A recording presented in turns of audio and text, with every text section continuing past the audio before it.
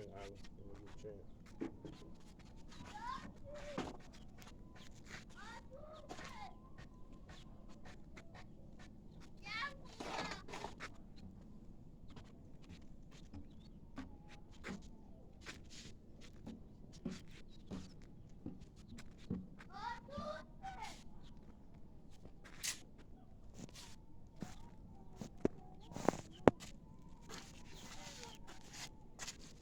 Now, to get a close up on this door.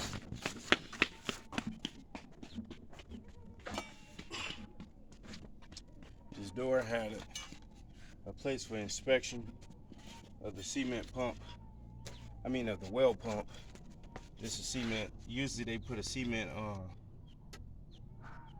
overhead beam made out of iron bar. I use right here a L bar.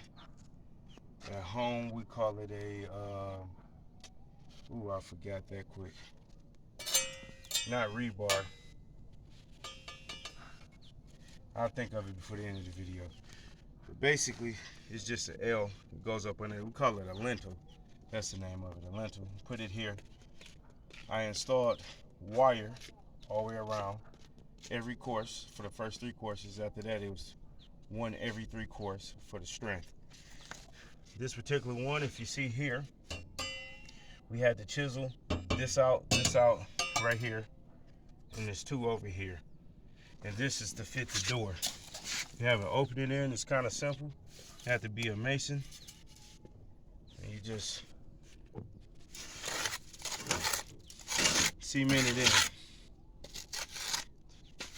Now, after you get your cement around it,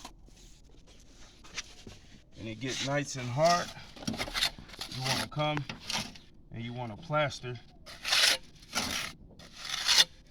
You want to basically cement it in like that, let it harden, and then you'll get your masons and they'll take and plaster from here all the way back a nice, smooth, beautiful coat.